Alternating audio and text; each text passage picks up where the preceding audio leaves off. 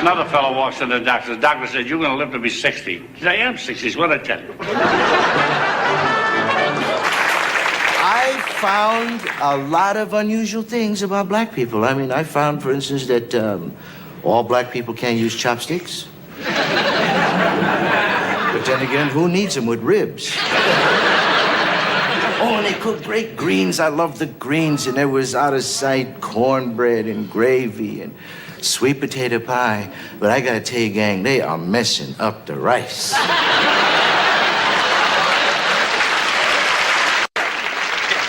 I'll tell you, my family, there's always something. My uncle just died, too, went to the funeral. My uncle, he was an atheist. Oh, was pitiful. He was lying there, all dressed up, no place to go.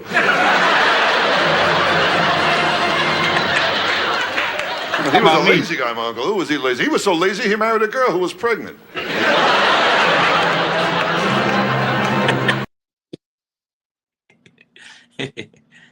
Ridiculous, bro.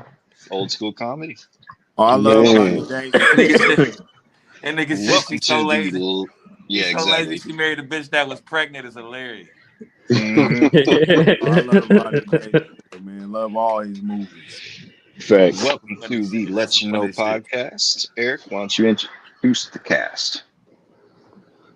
What's going on, good peoples, man? Of course, man, I got NOOZ right here in the house. Yeah, that. I got Ski down there in the middle. What's going on, Ski? I got Sly Fox down there. What's going on, Sly? What up? Red Pill into his house. What's up, Red Pill? My brothers, my sis, what's happening? You and already then, of know. course, we got P in the house. What we got going on, P? Oh, tonight's going to be fun. We have comedy going on tonight. Lots of comedy. And I think the first topic that we want to get into tonight is classic comics. This is what we started out with. We got, Rodney Dangerfield up there, Mr. Miyagi. I don't know his actual real name. And the king of one-liners, Henny. I want to know what you guys like when you were growing up. I mean, what kind of comics did you gravitate towards? What did you watch, or what kind of skits, movies, things like that did you enjoy? Man, I grew up on Def Jam, no lie. Def Jam and that a Comic View. Them was like the first comedians I got introduced to. Yeah, we did Def Jam, and then it was Comedy Central Presents. Everything. He used to have all that shit on VHS tape. Then they recorded everything. Yeah. We all did. Hell yeah. And what's crazy about them shows, though, to me, like, them niggas was popping, like, for example, that was like early 90s. Niggas was, to us, like superstars, right? Yeah. But they really didn't get their break. Like, Bernie Mac ain't really get his break till he was like the 2000s when the #1 stunner came out. Nigga, that's when the Kings of Comedy came out. Like, niggas didn't really get their niggas was on that long grind, man. Them comedy niggas was on a long grind. But a lot of them had good places in movies. Bernie Mac had a lot of good spots in movies before Kings of Comedy, though. Cedric the Entertainer. Yeah, but we're talking about comedy. Yeah, I know. That nigga, I'm talking about for his comedy bit, for him to be doing what he was doing when he was doing the kick ass. When he had the airbrush jeans on and all that. All the way. It took America to realize that nigga was funny. Like 20 years? Like, goddamn. That's fair. Yeah. That's crazy. He also did a lot of black comedy too, so it wasn't until he became like more mainstream household comedy that people started to realize, yeah, this motherfucker's talented. Yeah, when he jumped in Bad Santa, it was like, hold on, this dude crazy. Yeah, when he started doing like more mainstream stuff, he definitely, people realized he has actual fucking talent. I think one of my favorite roles that he was in Life. Life, hell yeah. That's a good one. The gay blonde dude, was he blind? What was his problem? He was crazy blonde. As hell. He was gay. One second, I'm pulling up the video. Huh? Out of step. Yeah. Yeah. What'd you say? Girl, ox is just a male cow. Male cows. Oh, yeah. What about Bernie, man? Who else? Cedric the baby? Entertainer was always on that motherfucking Comic View and Def Comedy Jam, tearing shit down. Took them a while to get him. DL Hughley, DL Hughley, damn near do political comedy now and shit. D.L. Hughley is underrated. He's super underrated. I agree 1,000%. Why you say that though? I think D.L. Hughley is underrated because he's funny, but he's a chameleon. He can do black comedy, he can do regular ass comedy, he can do political commentary and have an intelligent point of view about it. Yeah, he got a lot of pockets. He definitely got a lot of pockets. Well, what about my dog Robin Harris though? Oh, my fault. Go ahead. Niggas don't know about Robin Harris. Yeah, 1 second. Let me play this Jangalang skit.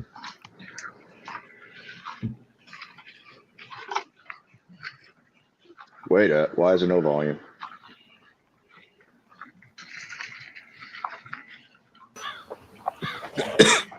Hey. How you doing? I'm fine, thank you. First time in? Nah, not at all. Been in and out of prison, mostly in.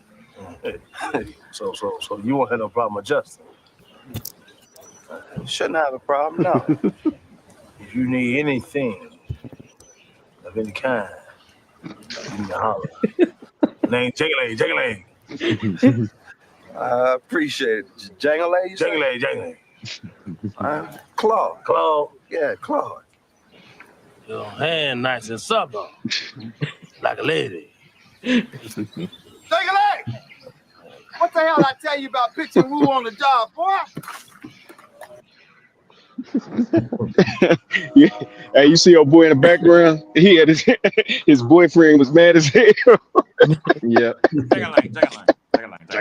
Hey, he funny too though. The boyfriend though, he played the Joanna Man. Yeah. You're right. I think he gay in real life. No, don't do that. Don't tell me that. You're gonna mess me up, man. Yeah, but like another one that I mean, everybody I think likes him, but I don't know if people realize how much of an impact he had on comedy so far is Dave Chappelle. I mean, he's one of the first comics in our era to actually do politically incorrect comedy. So like me and Ev were talking on the side about one of his skits that he was doing. It was the one with the baby on the streets selling dope. Yeah. No, he's talking about DC. Yeah. Talking about DC being one of the most roughest ghettos. I used to think DC had the roughest ghettos in the country. Nah, nigga. I have seen some shit now.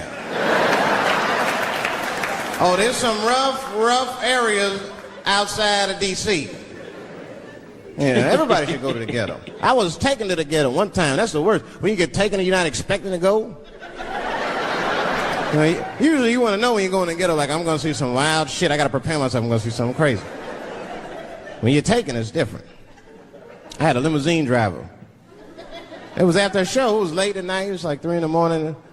I had a limousine driver. He was a nice guy talking to me and shit. Oh, hey, where you from, dog?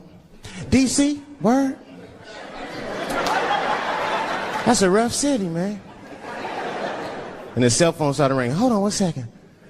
Hello? Oh, what's up, nigga? What? What the fuck? Slow down. What? What the fuck? No! Fuck that, nigga. Fuck it. I'm on my way.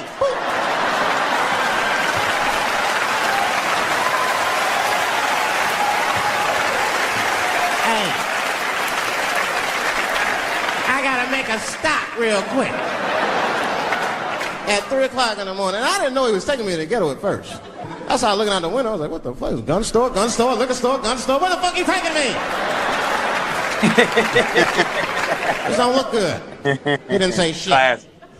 He just pulled up in front of an old rickety building that looked like a project. Now, I'd never been there before. I'm not sure if it was a project, but it certainly had all the familiar symptoms of a project. A fucking crackhead ran this way.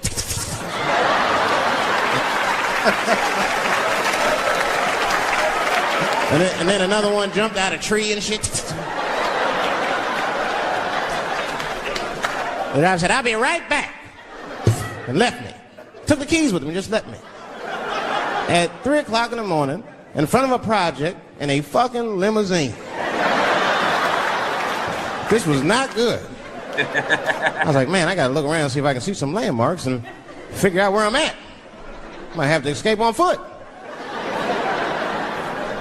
Now, this is when I knew I was in a bad neighborhood. You only see this in the worst neighborhoods. Remember, it's 3 o'clock in the morning. It's 3 o'clock in the morning. I look out the window.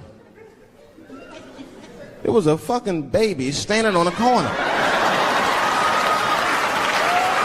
at this. And the baby didn't even look scared. He was just standing there.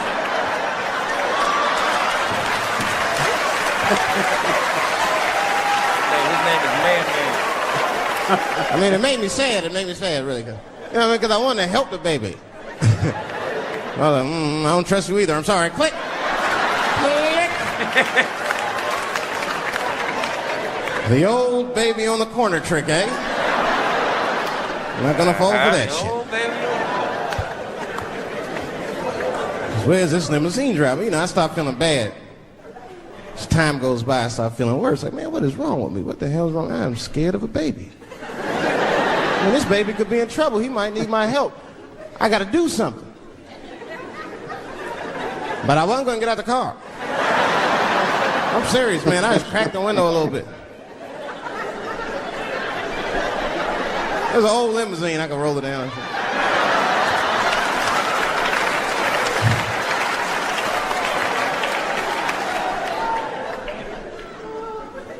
Hey, baby. Baby, go home, man. It's 3 o'clock in the morning. What the fuck are you doing out? The baby said, I'm selling weed, nigga. I said, oh, shit.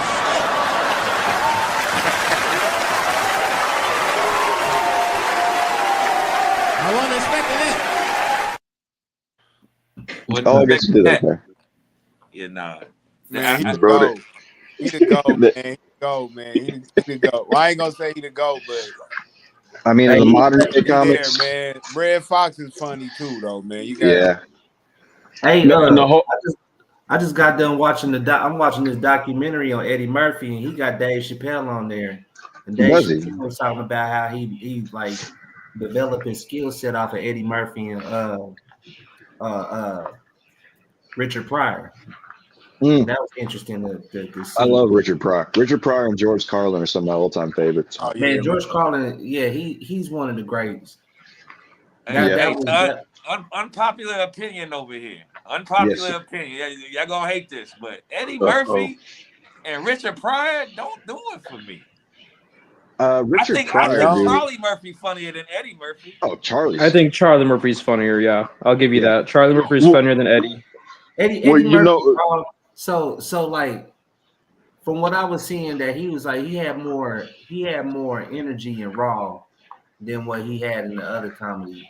Because he was on blow. You're talking like in the 80s and comedy was like, you know, cocaine central. Just get straight into it. Just get in straight into it. Say he was on blow. You know, Eddie Murphy didn't do drugs. Charlie Murphy was the one doing the drugs. That's why he got the jokes with Rick James and all that. So he's sweating like that for no reason. He was in leather. He was in a leather. He was in leather. He was in leather. I'll give you that. He was in leather, but still. Yeah. No, but he didn't smoke. Who's your favorite comedian, man? Who's your favorite growing up? Slide. For growing up, I'm kind of young, so like for me, I was like 12 in 2002, so fucking Dave Chappelle is always going to have a soft spot in my heart because Chappelle's show came out. I'm in middle school. Everybody watched it. Everybody would talk about it. Like Chappelle's got a special place in my heart. Me too. Damn, you was in middle school when Chappelle's show came out? Yeah, dude. I was like, it's like 6th grade, 7th to 6th grade. Yeah, 6th grade when Chappelle's show came out. That was my freshman year of college. Damn. I don't even want to tell you. Hey, y'all ever watch remember Robin Williams, the black Robin Williams, the one who played the dad in Robin Harris. Yeah, Robin Harris, yeah. Like Red Pill brought him up. Yeah. Yeah, he had some sets that people slept on. Red Fox brought that. I think Red Fox kind of laid the kind of laid a certain style for other comedians like in the 80s and in the early 90s. You know, the way they presented, because like he came with it. He had that energy and shit. I've never even watched any Robin Harris. Robin Harris. Damn, you ain't never seen Baby Kids? Baby's Kids. I have seen Baby Kids. Okay, yeah. So the dad that played Baby's Kids. House Party, man. What y'all forget? House Party. That was, but hold on, you know what's crazy about Bebe's Kids is Faison Love did the voiceover on that. He was dead when that movie came out. You actually, I heard that. You're right. They said Faison Love was real cool and he had him doing it, which they say he sounded You know just what, like. man? How did you say something? Yep. You right, man. It did sound like he Faison. Yep. You know, they study him, and you know they get in the studio, and you know they jump into that character, and he just nailed that shit to where people really didn't know. So he was talking about it in interviews later. Yeah. But let me ask y'all this. You know, in hip hop, you get criticized for having writers. Can you claim to be the GOAT if you do your stand-ups, but you got a team of writers? Nope. I don't think so. No, absolutely not. Okay, so comedy is weak. Asterisk up there. Who wants to start first then, man? Because I got something to say. We'll go on that. Go ahead. As far as that goes? Yeah. I'm more against jokes stealing than I am guys working together on jokes or like doing a joke, something like that. But you can work on jokes with somebody, and it's not them writing jokes for you. You're not performing something that wasn't written by you. And I think you can't call yourself the GOAT if you're taking other people's work and like, all right, and just reciting it and doing whatever. That's bullshit. I think that's I would bullshit. say I could say like the GOAT writer, the one that helped a lot of people's jokes that like through the decades was Paul Mooney. That's my GOAT right there. That's my GOAT. Paul Mooney. That's my GOAT. Yeah, Paul Mooney's good. That's my deadpan delivery is crazy. Yeah. Paul Mooney was that guy. He was there with Richard Pryor and Eddie Murphy. Then he was there to help writing jokes with Dave Chappelle for the Chappelle Show. He's a guy and he the one that pushed that nigga word like a. I mean, Richard did it, but like you said, he was pinning a lot of Richard's shit. Yeah. Paul Mooney is the truth. Yeah, he came out. Anytime Yeah, you got white people getting upset and walking out your shit because they can't take it. Yeah, man, that's the GOAT to me. And they hit a nerve in that motherfucker. Nah, but see, you got people that get like you got movie comics and you got stand-up comics, because a lot of people watch these movies. They'll like, I know people that got like Mike Epps. They'll say, I don't like his stage show, but he's dope in movies. You know what I'm saying? There's so many pockets with comedians. Where's Mike Epps from, Red? Where's Mike Epps from, Red? He from Gary, Indiana. He's from Indy, I think, isn't he? Yeah, he's from Gary. He's from here. He's from Indianapolis. Yeah, he's from Indy. Don't let him lie to you. I want to see what rumors was out there. I want to see what rumors was traveling. Who told you that? What, Gary? I thought he said he was from Gary. No, he's I used to work. Carrollton. Yeah, I used to work with his son at the Guitar Center. His grandfather and his son would stop by all the time. And yeah, they're definitely from Indianapolis. Oh, that's what's up. Mike Epps. Who else we got? Vivica Fox. I don't count her as a comedian, but nah, you don't want to claim her right now. Bill Burr. Bill Burr, A1. Yeah, he was one of the writers. The Chappelle Show. He was a writer. No, you were talking about from Indianapolis. I thought we were just on comedians. About just from some sluts from Indianapolis. I said Mike Epps and Vivica is all we got down there in the movies, right? That's all I can think of. Hey, Bill Burr is one of those guys. Who's get kind of slept on a little bit. His energy and how his delivery is always dope. Yeah. He's got an animated series that's on Netflix. I forget the name of it, but it's pretty good. Like a lot of people kind of like glossed over it, but if you go back and look at it, he's got a couple seasons on there that's pretty fucking funny. Mm-hmm. I like when he does an interview with somebody and they start talking, on some like off topic politics shit, whatever. He just starts fucking tearing them a new one. That's my favorite. To me, Bill Burr is like the comedic Eminem. Like he's always mad. It's like he's mad as fuck. He's like, damn, he's mad about everything. Everything pisses him off. Well, him and Tim Dillon. I like Tim Dillon a lot too. What it's called is called Live at Red Rocks. That's what it's called. Yeah, yep, That's what it's yep. called. Is that Yeah, on I knew Netflix or something. something? Yeah, it's on Netflix. No, F is for family. F is for family. It's That's kind an of like he's got an Okay. animated one called F is for family. Oh, okay. I okay. don't think I've seen that one though, but That was one of the Yeah. first ones that like Netflix started to do to try to rival Family Guy. Yeah, Oh, okay. it don't land like Family Guy, but it's pretty Yeah, funny. it's alright. Yeah, I've seen it before. Yeah, I but think what I News seen was it. saying, most comedians, most great comedians are angry people. They're mad about something.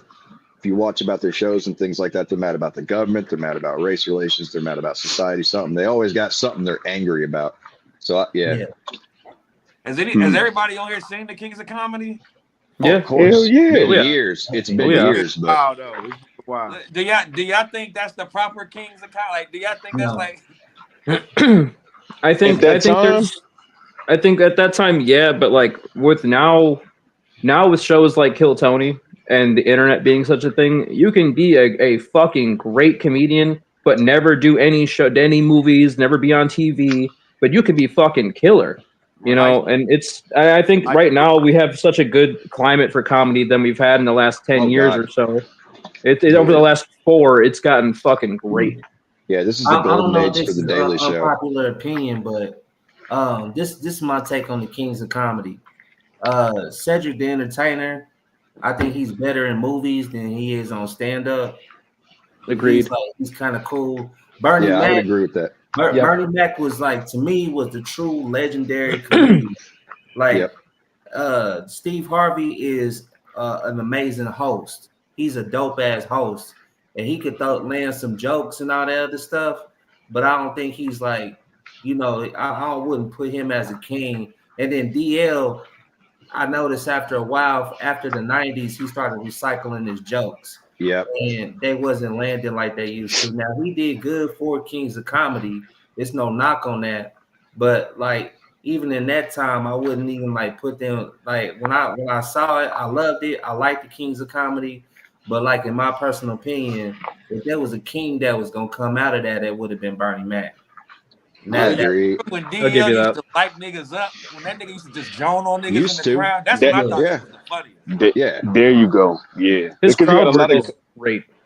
yeah. That's what I was gonna say. I was like, have you ever been to like an improv or like a funny Yeah. bone?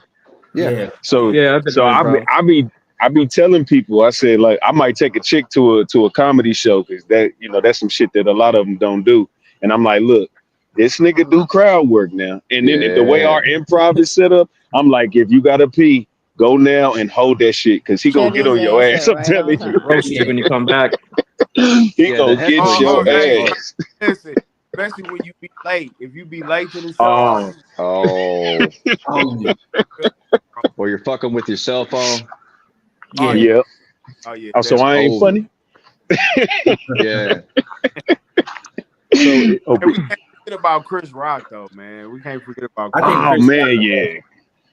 Chris Rock He had dope. so many specials too. When Yeah, you think about how Chris Rock does it now, I think, man, when it comes to like there's guys that like take you on a journey when it comes to that comedy. You had the George Carlin, you had the Chris Rocks, you got the Dave Chappelle's, you got those guys who is funny, but it's it's funny, but it's true. Yep. They hit you with the comedic angle, but that shit lands because it's real as fuck. And yeah, that's what I was talking about earlier. A lot of the best comedians are pissed off about something, or they're talking about real life because nothing's funnier than something you can actually speak from your heart and you don't have to memorize, things like that. So a lot of these life stories, I think it's the funniest part of comedy sometimes.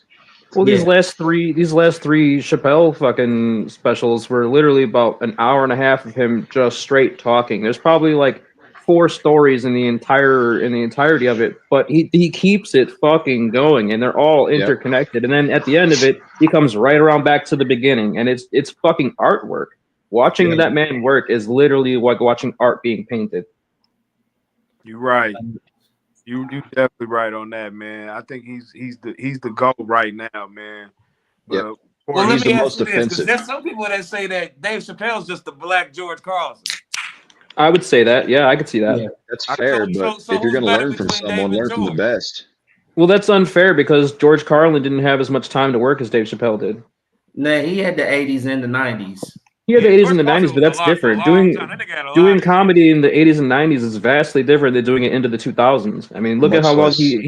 he left his career. He didn't do comedy for like a fucking decade. But see, like also you gotta say like this is you got a more sensitive society now.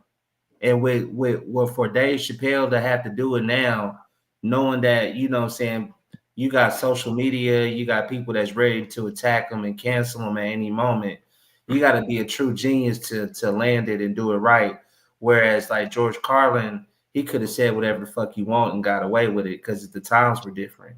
He could have said whatever he want and got away he with did. He said a lot of wild shit, and he had a lot of political opinions. Some of them I agreed with, and some of them I think, you know, they're antiquated at this point. It's the 21st century.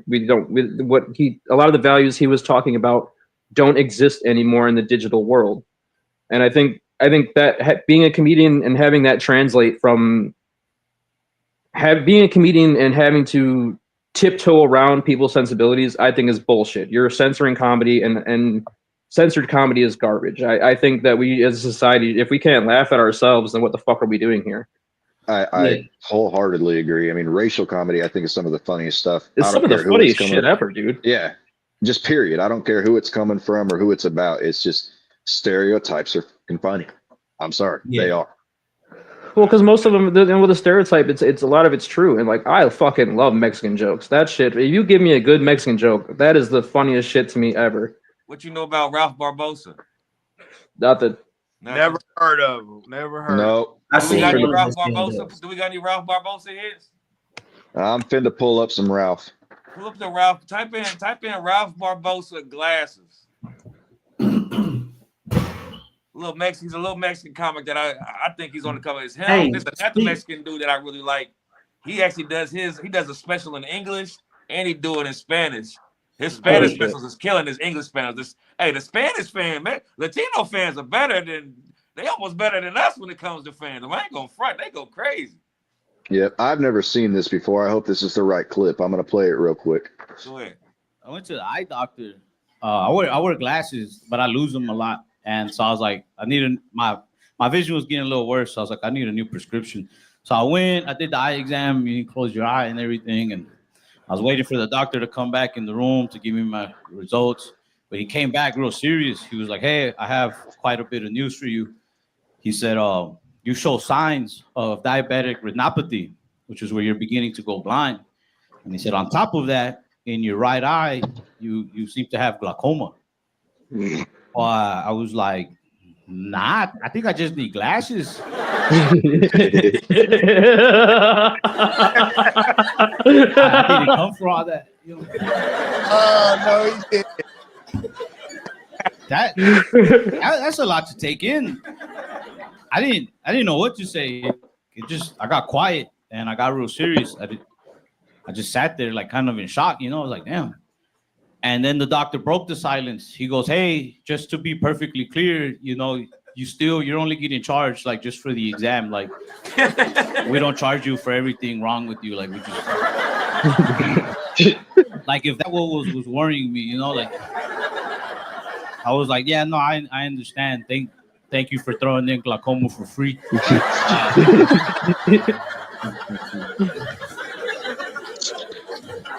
I went to that eye clinic called America's Best. Bro, they are not the best. They had a sign in the office that said for an additional, I think it was like an additional $20, they can tell you if you're diabetic. Wow. You should just tell people. Yeah. Like, why would you withhold that information for a 20?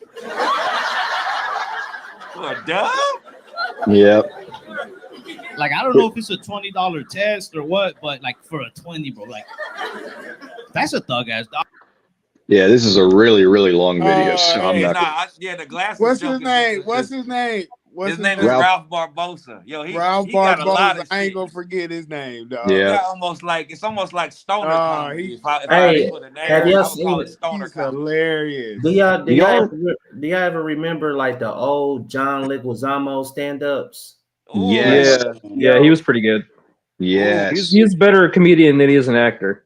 I don't know. I can't say that. No, John Leguizamo is one of the greatest actors from our generation, in my opinion. Ooh, let's discuss Generation? Let's discuss that. Especially if we're talking Hispanic actors. All right. I'll give you this. All right. So, John, you ever see there was a mini series on Spike TV?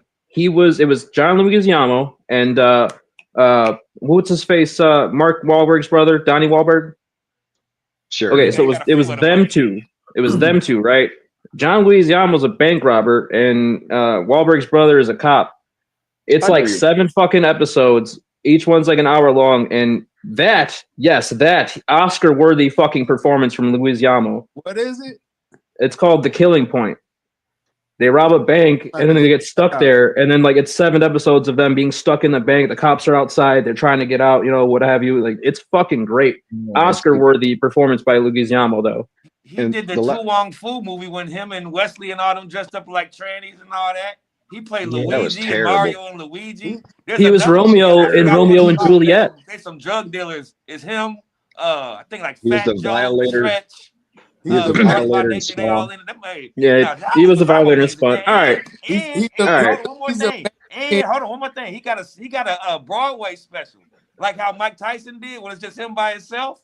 He got one like that, where it's just him by himself telling his whole story. Man, that shit is crazy. He's talented as fuck. All right, I'll take a look at that. We'll table him. Well, I'll take a look at it. We'll table that one. He is Point conceded. Samuel Jackson. He be in a lot of fucking movies, man. I'm telling you. Leguizamo was a big deal back then. He was like I think it was good for him to step into film because that got him out of being typecasted. Right. As just being a comedian. Like he was able to expand to be like kind of like a boss, kind of like how he was in John Wick. Like he had that chop. He was part of I the thought he chop had a shop decent shit. he had a decent role in John Wick. I thought he played that well. Yeah, so like for him to, and then also he like played a role. Remember that movie Spawn? Yeah, that's what he was saying. Yeah, that was crazy. For him. Can we talk about typecasting since you brought that up? Because I was talking to my buddy earlier, and we was talking about like us as Black people, where when an actor does something, for example, he was talking about like Urkel or Carlton, or for me it's niggas from The Wire. Everybody from The Wire. When I see them in something else, that nigga's always gonna be that nigga from The Wire. Do white people and the Hispanics, do y'all do that too, or is that just Yeah. No, we do the same thing. If I see somebody, I'm like, oh, that's fucking so and so. That's fucking his character's name. Anybody. I mean, I do that with I do a lot of, I watch a lot of fucking movies. So like, and I do like reviews and shit too. Typecasting, I think, is like, it's not as big a deal anymore. I think there's so much opportunity out there, whether you want to do something that's going straight to streaming or you want to do something that from an actual fucking studio. There's always opportunity, but when it comes to typecasting, like, you remember when Martin Lawrence was doing all that fat lady shit, like Big Mama's House and all that, and people were doing like the fat suit stuff, and then what's his face, Eddie did the Medea movies and shit. Tyler Perry. Yeah, Tyler Perry movies. In Black cinema and Black culture, do you think that your typecast, your actors and comedians would be typecast to do specifically Black movies? Yep, Samuel Jackson. He does all the movies though. But yeah, he was does like fucking everything. Originally he was typecasted maybe for like Black movies, and then his role expanded because they wanted more of that. And then like you think of like Ice Cube, he's always a cop. Be the mad guy. He's always, even if he's Ice a Cube, cop, not Ice T. Yeah, Ice-T's always a cop now. Yeah, he's always been a cop. But like the typecast can go 2 different ways, because it's like you did have for a long time, you like the Steve Urkel and the Carlton was like, it's probably hard for him to get another role because they were typecasted. Yeah. And then we say like the Samuel Jacksons and the Ice Cubes and other people who get typecasted where that puts him in a lot of movies and a lot of like shows and different stuff.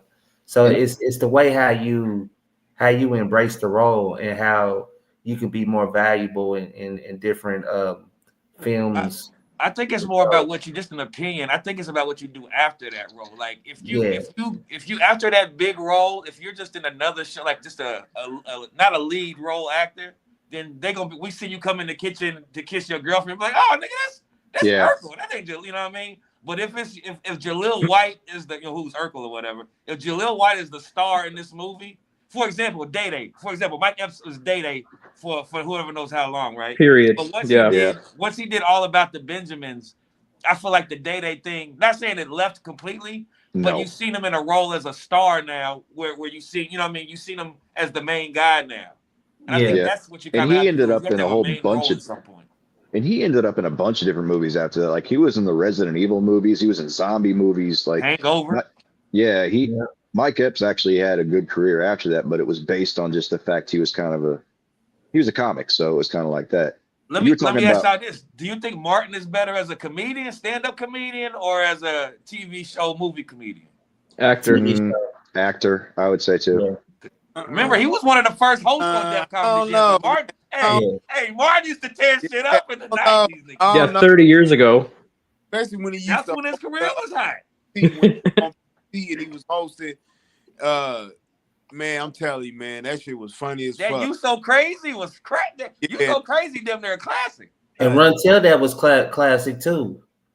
Like yes, Run and Tell That for me was a man. Like he's one of those guys that can dabble back into the stand up and be successful, but he knows that he shouldn't be doing stand up all the time.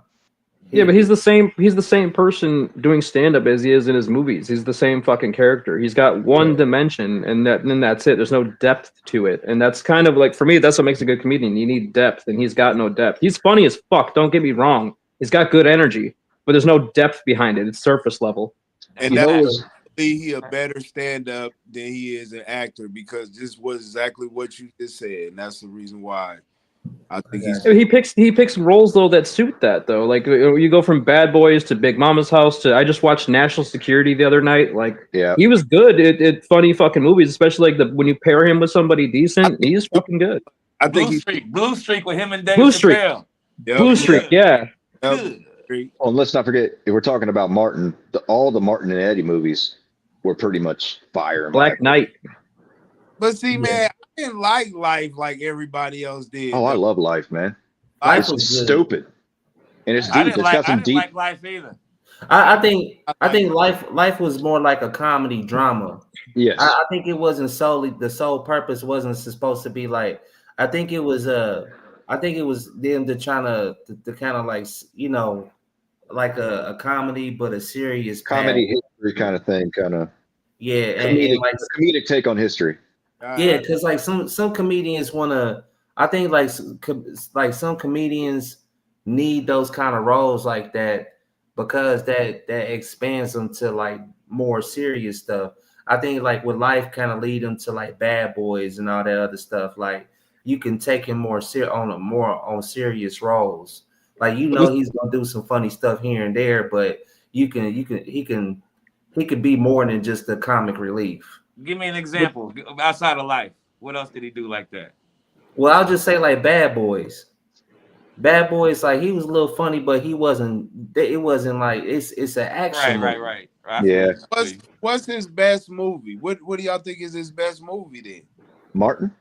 Yeah, Martin. What's his? Who got the best TV show between Martin, Fresh Prince, and Jamie Foxx show? Jamie Foxx. No, I got Martin all day. Wait, I got Martin. Jamie Foxx. I got Martin too.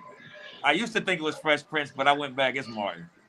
But see, Jamie Foxx only had 3 good seasons. Them last 2 seasons of Jamie Foxx was that shit was like we gotta finish this contract, nigga. That's about it. So on the subject of black comedians, you guys obviously watched Cat Williams' interview, right? On with Shannon Sharp. We're getting there. Yeah. All right. So how many?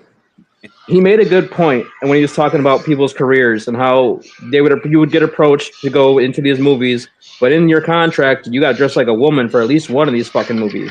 Yep. How much of that do you think is legit? I think it's 100% legit. Yeah. I think it's mean, 1,000%. You get written into your contract, and this is like a humiliation thing. You got to dress like a woman once. You want this contract for 10 movies? At least 2 of these bitches, you got to dress like a lady. I'm pretty sure that's why Dave Chappelle quit the Chappelle Show on Comedy Central or something like that. They offered him the $50 million or whatever, but also said you need to put on a dress for a skit. That wasn't Chappelle that was a racism thing. He was realizing that people were laughing at the shit for the wrong fucking reasons.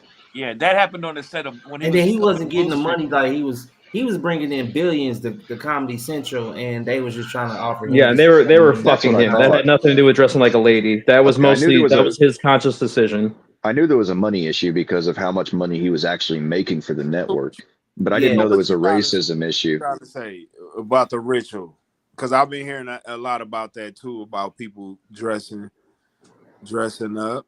Well, dressing up, taking it up to, Diddy parties and things like that. If we weren't, no Diddy. Well, look at Weinstein. He's literally in jail for doing exactly this. And how many actors and actresses do we know and love that were part of that and just don't say anything? And I think it's a fucking lot of them. What's her face? It's a lot of white women. Remember, we was talking about this when we was talking about Denzel and remember that new movie that Denzel just did? It was a part 2. And they was talking about, it was promoting it, saying that he was kissing somebody. And we was asking Equalizer 2. Gladiator. Or Gladiator 2, yeah. Denzel kissed a dude? Well, they was promoting it, saying that he was giving somebody a death kiss or something, but it ended up getting cut out of the scene. But they was promoting the movie with telling us that. But he still promoted it. Yeah, he still promoted it. That's crazy because Denzel's very outspoken against that shit. And exactly, that's what we were saying. It's like, why would Denzel go his whole career? Because they saying this, he's at the end of his career now. So why would you go your whole career and then now at the end do some shit like that? That doesn't make any sense. That's my point. These studios got them by the balls, and if you want to play the game, you have to play. You have to pay the toll. That's the toll. The toll is you got to do one movie dressed like a chick. You know what?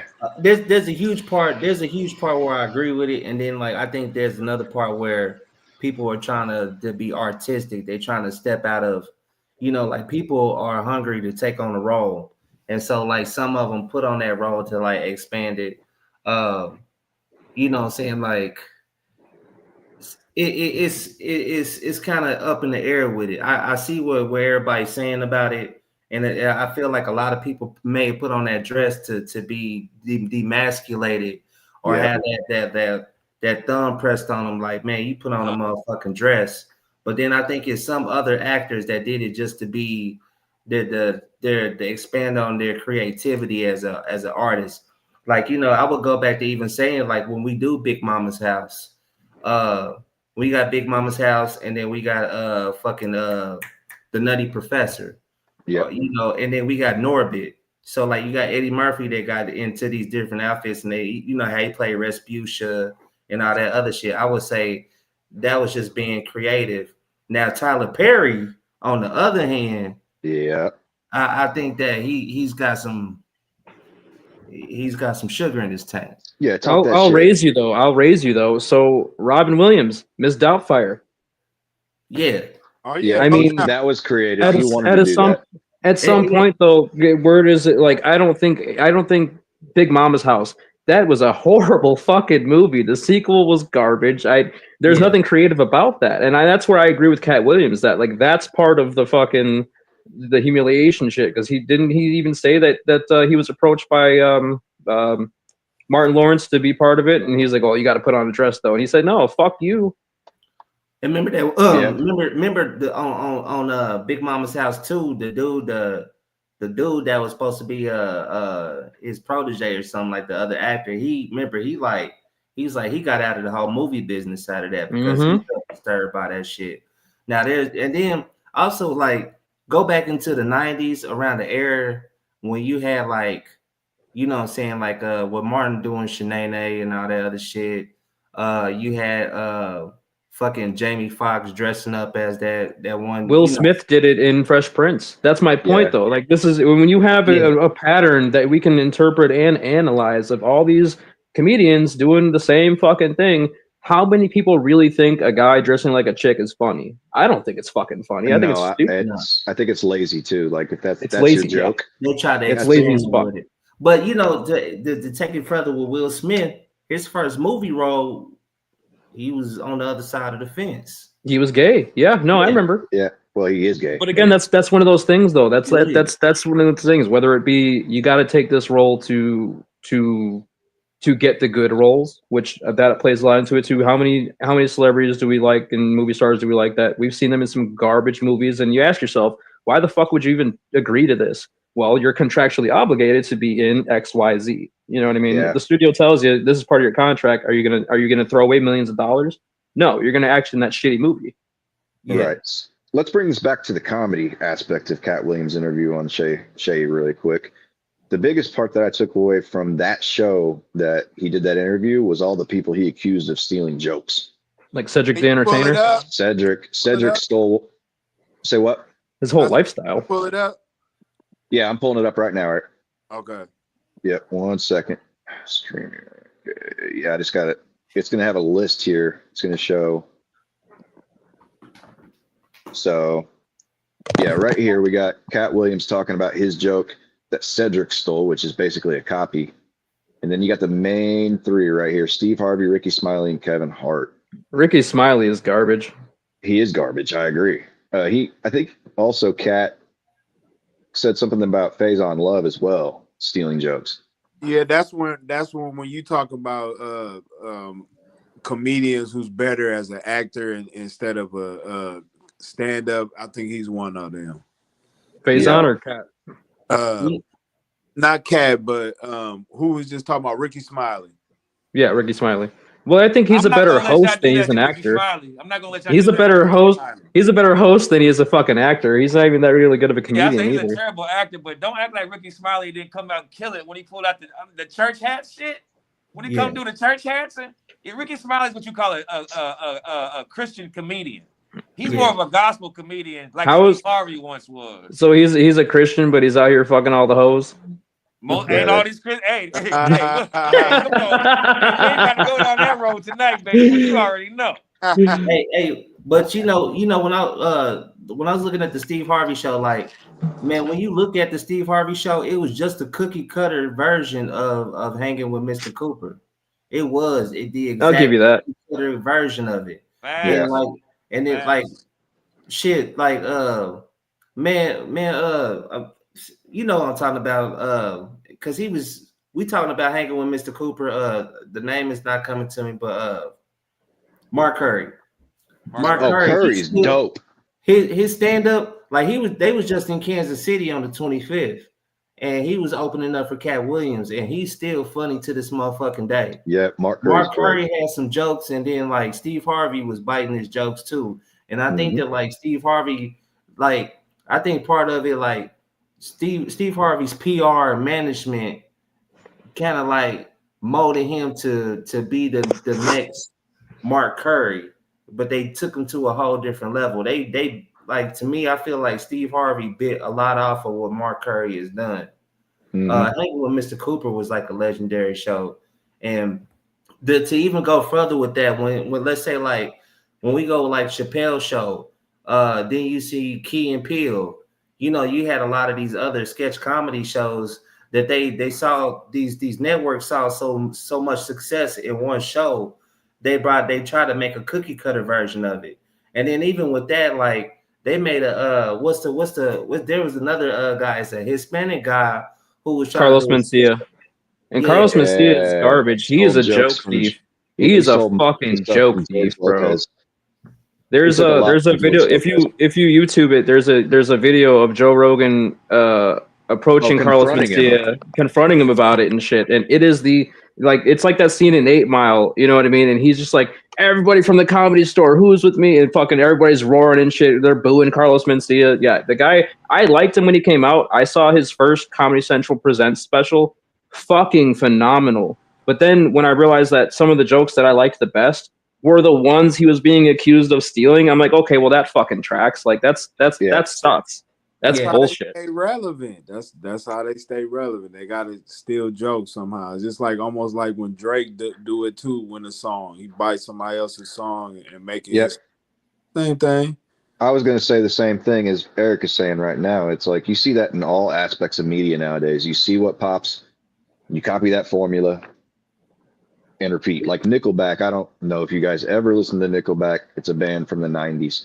Yeah. All they did is they looked at the top 100. They looked at music that other people played that was in their genre, and they kind of copied the melody formats, and they copied how, you know, the bass tracks and how the lyrics were written. Their albums were complete copies of what was popular at the time. That's why it did Yeah, that's how most white people music works. No, I make my own music, sir. Hey, the thing about some did y'all ever watch Mr. Show with Bob and David? Mm-mm. No, Tenacious D? Tenacious D is good. Yeah, I know Tenacious D, of course. Did y'all watch that? You know, they was kind of biting off Chappelle too a little bit, but they was able to go, you know, a little further than what Chappelle was doing, even though. Who was that? Keenan Peele. You don't remember Keenan Peele? I don't think they didn't get to. I don't think they went as far. I've seen every fucking episode. I don't think they went as far as Chappelle went. You don't think so? No, Chappelle was dropping hard ends, bro. Like, come on, get out of here. I'm just, but I would say it has a similarity. What'd you say, Ski? I won't just say it has its similarities. I mean, but I think that's any art form, though. You know what I'm saying? That we have similarities and kind of patterns. You know, but yeah, I mean, they use those patterns. I mean, I like a lot of people. I mean, you know, like I said, well, you're not big into TV, but you know, I like Def Jam, like you said, all that kind of stuff. But I like Kenan and Kel. I like I like In Living Color. That shit was, you know, that I consider that. Yeah, we forgot about Wayne. Kind of like, I think that's like kind of comedy too, though. You know, it ain't really like stand up, but I think it's comedy. And I think they was like definitely focused forward. You know what I'm saying? Not a little known comic, but a comic that I don't hear people talk about hardly ever is Eddie Griffin. Did you guys watch Eddie Griffin? Oh, yeah, he's good. I got a little video I want to bring up on Eddie that I want from one of my favorite specials from him. I'll bring it up real quick. Undercover Brother was great. Look, tell him, Cal. Tell him. Kansas City in the building. Yeah, 1 second. I had this video and then my screen went black. So sorry about this, guys. All right.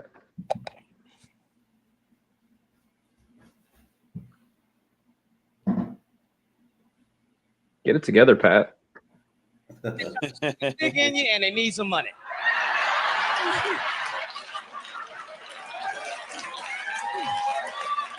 Every war in humanity's history has been over some kind of motherfucking religion. You know what I mean? I don't get caught up in that bullshit because I don't think God ever wrote a Bible or a Quran. He didn't have to write no shit. He ain't no playwright. It's written in your essence. Because the Bible is written by men. The book of Peter, the book of John, the whole book about Jesus, but that nigga ain't wrote one book. The motherfucker that is about didn't write shit. All the hangouts wrote a book. Shit, I know the nigga. And you notice in each one of them book, they the closest one to Jesus. Peter like, shit, me and Jesus was tight, nigga. In John's book, shit, I was damn near the nigga daddy, you know. God didn't write no book. It's written in your essence. Nobody ever had to tell you it's wrong to kill your mama. Somehow you born innately knowing that. Which means you born knowing right and wrong. So put the book down because it will fuck you up. You understand me? It starts out messed up in the beginning in the book of Genesis. In the beginning, there was Adam and Eve. And Adam and Eve had two sons, Cain and Abel. And Cain and Abel got married. To who? Where did these mystery bitches come from? I like messing with Christians, but because they easy to get. You get down their skin quick, you know. Yeah. You know, I tell a Christian in a minute, I say, I don't believe Jesus died on no cross. Sacrilege. I said, well, wait a minute. He could walk on water. Yeah. Feed 1,000 with a loaf of bread. Eddie Griffin is one of my favorite people, man. Mine too. I like him. He's very underrated though. I like him though, and I like him Definitely. because he's very political in tune and he's very original and he be speaking that shit in his comedy. He be keeping the P, and it be And you'll funny. never see him wearing a dress. Hell nah, you'll never see him in a dress. No. He's shorter in real life. Oh, he He's looks my short on the height. stage. Yeah, like He's I my used height, to, bro. man, back in the day, He's only 4'10". like yeah, I used to work down at Crown Center down here in Kansas City a long time ago, like coming out of high school. And he used to come be down at the West End. He like big bodyguards and shit.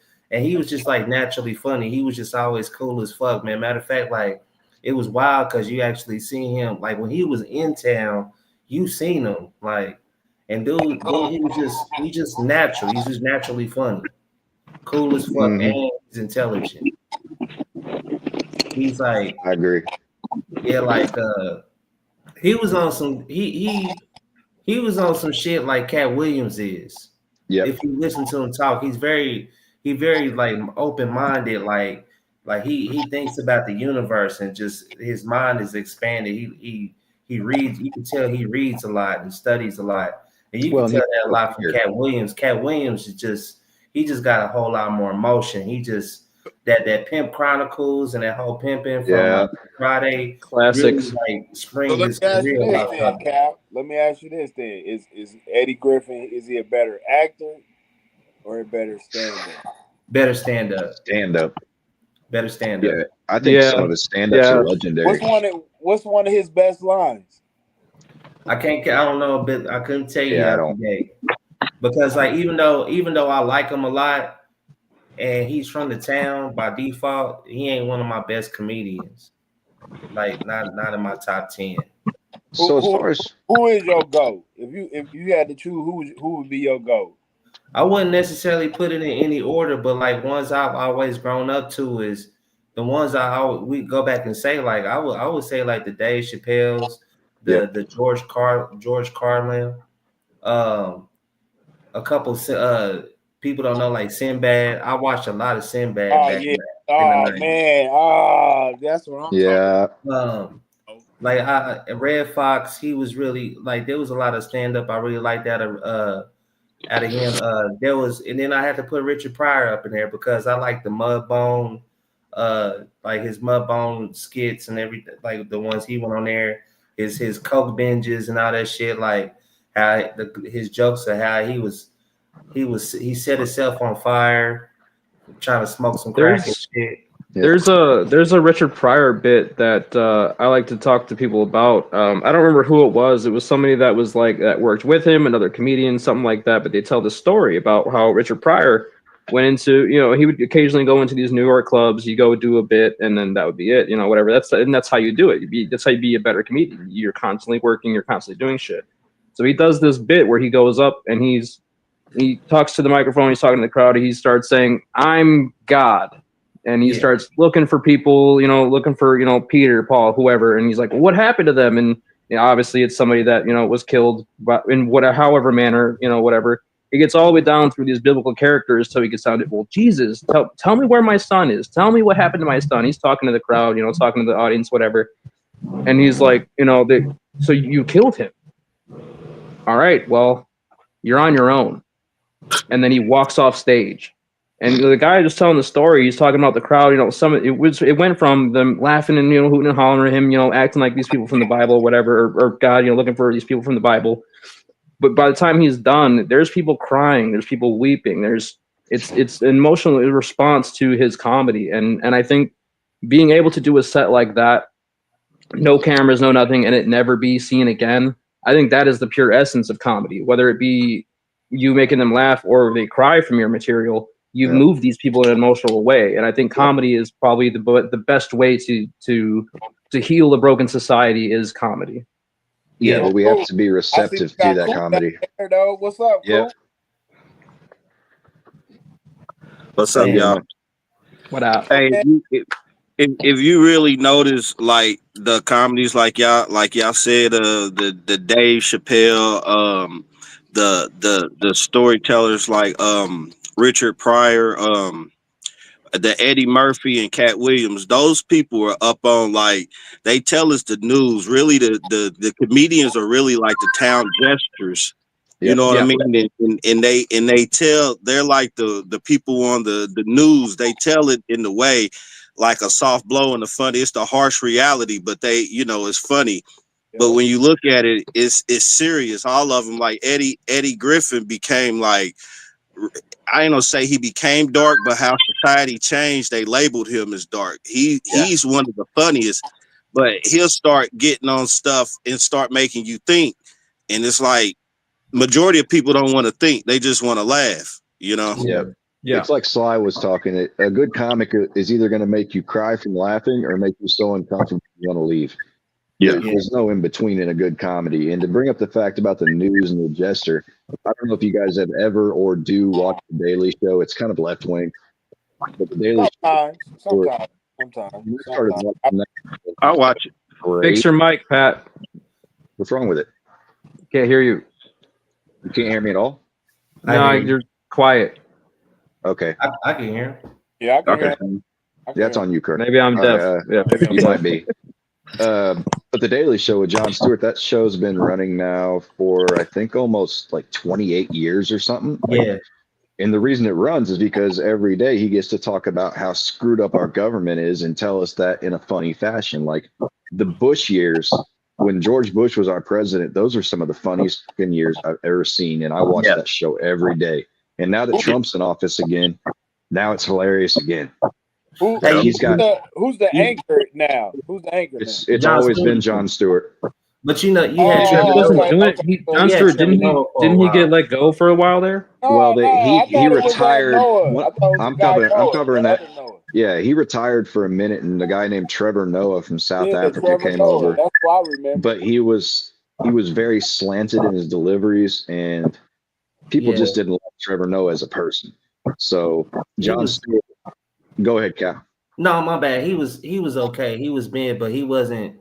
You know, Jon Stewart's OG. He's he's shouldn't be nobody else. Jon Stewart asks the right questions though too. Like, he's kind of a liberal, but over the last, let's say, 6-7 years or so, he's waking up to the fact that things aren't what they seem. Yeah, he did an interview with Kamala Harris recently, and the face in his interview was pure like, I can't believe this is that stupid. Like, I can't believe she doesn't understand what she's talking about right now. And he like Sly said, he tries to support the liberal point of view, but when he's talking about AOC or Bernie Sanders or Kamala, he can't help but it's like. Well, when he was on Stephen Colbert talking about COVID, they tried to shut him down so hard, and then like the audience was laughing and they thought it was a joke, and he's like, "No, I'm fucking serious, guys. Like, what the fuck are we doing here?" Yeah. Hey man, you know, fun fact, you know, during this the whole writer's strike, y'all know about the writer's strike? Yeah. So I used to film a lot of the correspondence from the Daily Show, like from Michael Costas, the Melissa Sullivan Yor. Like there was, I got videos. I got hour stand up of them doing comedian. Like they used to come down to like the Comedy Store, and I used to get hired to like film them do it. And like the shit that's off camera, those guys, those correspondents that's on the Daily Show now are funny as fuck. Like, yeah, I just don't see them as funny on the Daily Show. Like, I believe that they're funny people. Well, the Daily Show is still state-sponsored media. Like the Daily Show is still like the Comedy Central has to answer for that. You know, mainstream. Most of them artists. Yeah, most of them artists. Like this, is what I realized: the funniest artists, the mainstream won't have them. Like Lavelle Crawford snuck in there off of, and it wasn't because of how funny he was. He snuck in there off of that show. What's that show on Netflix where they were cooking cooking meth? Oh, Breaking Bad. Breaking Bad. But Lavelle Crawford is like one of the funniest, but they won't, like Hollywood, the mainstream don't want that. They need you to have that look, that style. You know, they don't, you know. Well, they also want you to play ball. And if Hollywood knows that after watching your comedy and seeing, you know, the things you stand for and the things you say, if they know you're not going to play ball, you're not going to get a career. And like Corey Holcomb playing ball now. Yeah. I mean, he lost all that weight, and if you notice, he been in a lot of movies lately, man. Maybe So you think it was just his got weight? better management now. That's true too. Yeah, the management plays a lot too. Yeah. Let me switch some shit real quick. I'm gonna play this and now because what I want to go is on females. I want to do. Do y'all think females are funny? Female comedians? Ooh, yeah, I Linnell. love them in history. Depends. Linnell. Linnell. Oh, yeah, Linnell hilarious. Killer. One was is always a- Melanie Some more I like. No, hold on. Camacho too. She fired. The GOAT is Dominique. Dominique is the GOAT. Oh, Lisa I ain't seen her. Lampanelli. She's from DC or Baltimore or something. Right? Yeah. She a problem, bro. Check me out right here. Tell y'all something before I go. This is a true story. This happened to me. I had the pleasure of staying in the same hotel as one of the finest men in America. Y'all, I had the pleasure of staying in a hotel with Denzel Washington. Oh, but we had one problem. He was with his wife. But you know that didn't stop a businesswoman like myself. Oh, I had to play little games on them. I waited one time till they were laying out on the beach. So I walked out on the beach and I stood up on this little bridge. I hollered out. I said, hey, girl, you just can't keep sucking his dick out here on the beach like that. She was like, what is she talking about? What is she talking about? I was like, I'm sorry, my fault. Waited till the next day. Went out there again. They laying out on the beach. I walked out there and went up on top of the bridge again. I said, hey, you just can't keep sucking his dick out here on the beach like that. She was like, what is she talking about? I was like, my fault. I'm sorry. The last and final day, I went out on the beach again. They laying out on the beach. She stopped me before I could walk past. She said, hey, I recognize you. She said, you that comedian. Your name is some more. Why is it that you keep going up on top of that bridge saying that I'm sucking his dick? I said, let me tell you something. From up on top of that bridge, it looks like you were sucking his dick. She said, for real? I said, go on up there. She went up there.